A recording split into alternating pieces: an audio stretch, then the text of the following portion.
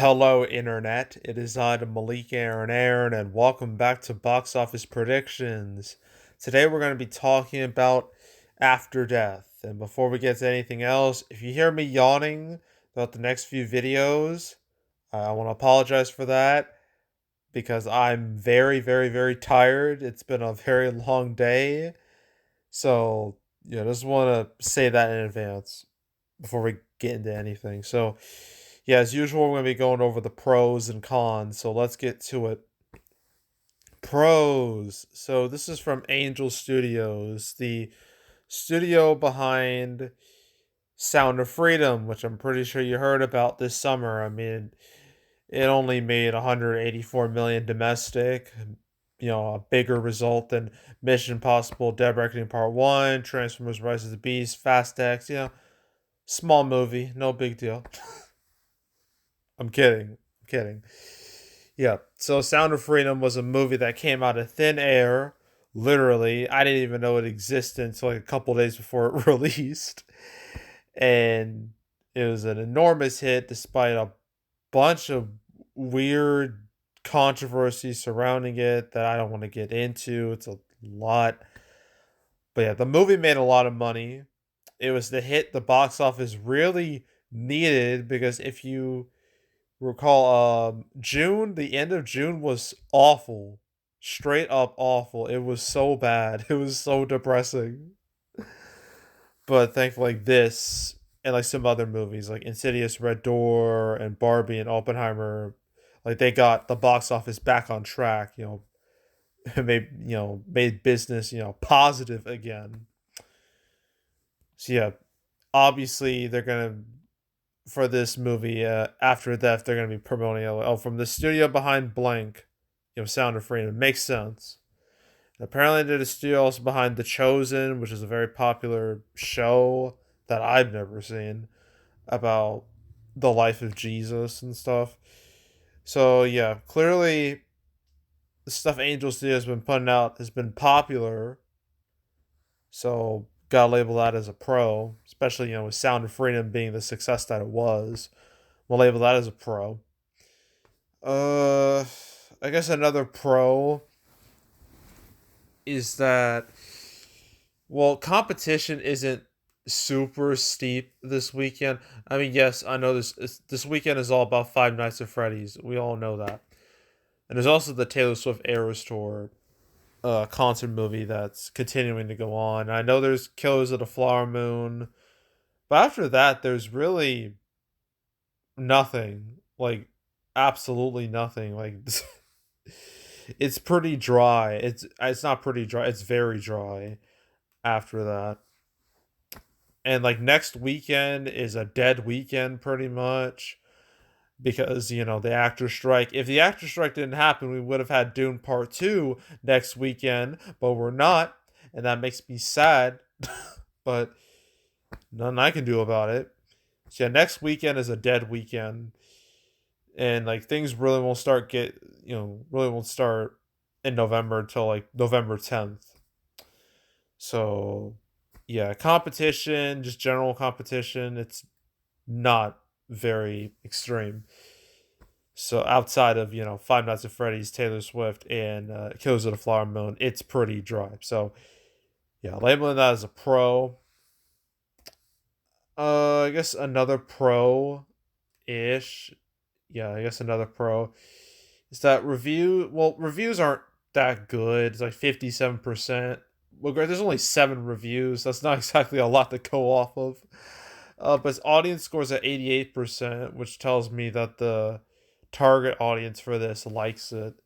And the cinema score is all in A minus, which also tells me the um core audience likes it, target audience. So decent enough audience scores and critics, not critic score, cinema score.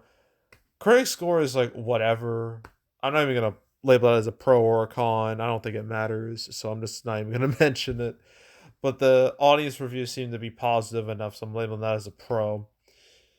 Uh, is that it? I think that's it. Okay. Cons. This is a faith-based movie, And faith-based movies, they are notoriously difficult to predict because you never know when that audience will show up or not. Because sometimes they do, sometimes they just don't, like at all. I mean, I know recently we had The Blind, I guess, which, was a hit. I think it was Fathom Events' biggest hit ever. It was like that.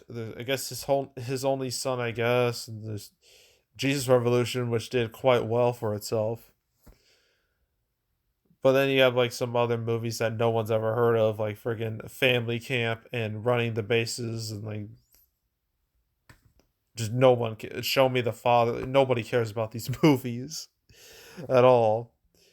There, I still believe that was screwed because of the pandemic. I'm not gonna be too harsh towards that, but like, it's very inconsistent. It's extremely inconsistent.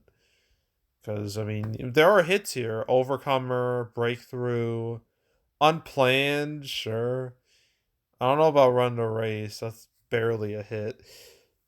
Indivisible. I would not call that a hit at all. Um, I Can Only Imagine was a really big hit. Yes, I Can Only Imagine. Paul, Apostle of Christ. The Star. Trying to find some others. Case for Christ. The Shack. Yeah. The Shack. Hawksaw Ridge. I'm not ashamed. I don't think anyone even remembers that movie. I'd be surprised if anyone did. Uh, Miracles from Heaven, Risen, God's Not Dead 2. Well, not really. There's a lot of these. There's too many of these. It's the list. It just goes on and on and on. War Room was a big hit. Do You Believe wasn't really a big hit.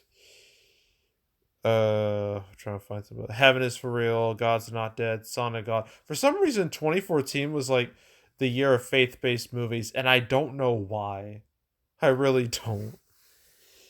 But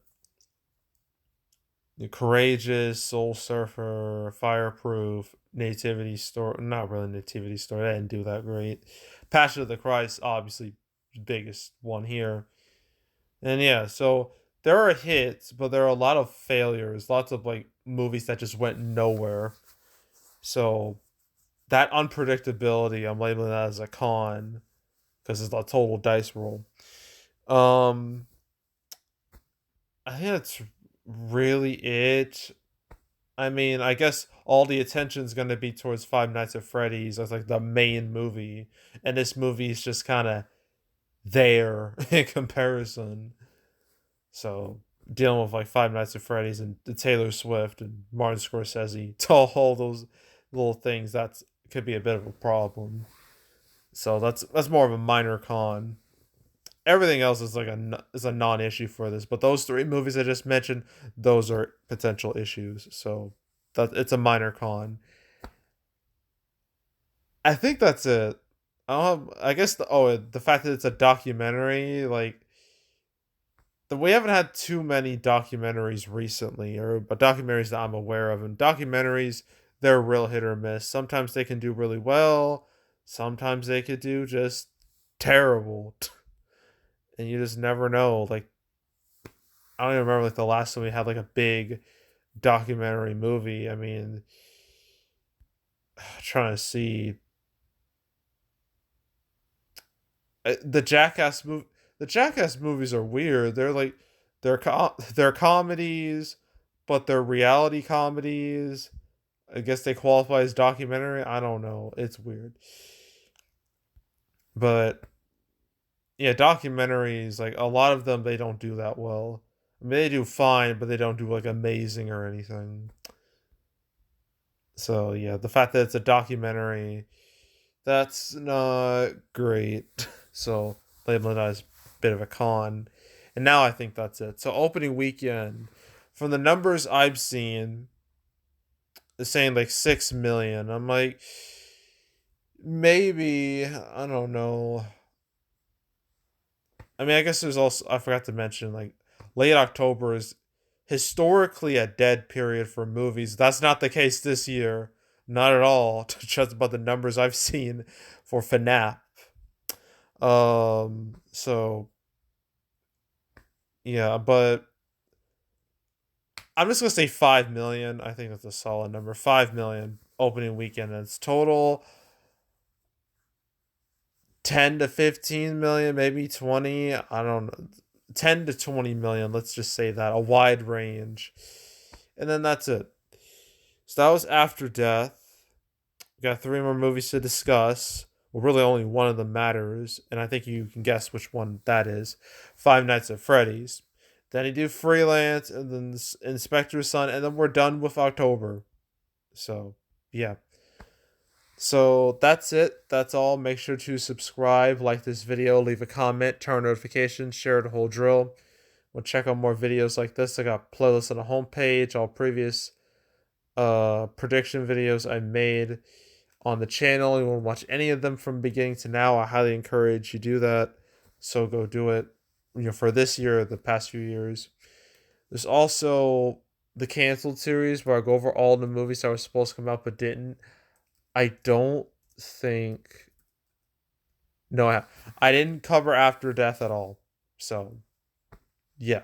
But I've now made 213 episodes. I literally just made one like about an hour ago about, Aquaman 2 and Snow White and all those movies. So if you want to watch that video or any other ones I've done on the channel, 213 of them, you want to binge them all from beginning to now, I highly encourage you to do that. So go do it. There's also box office recaps where I go over the box office results of any particular month.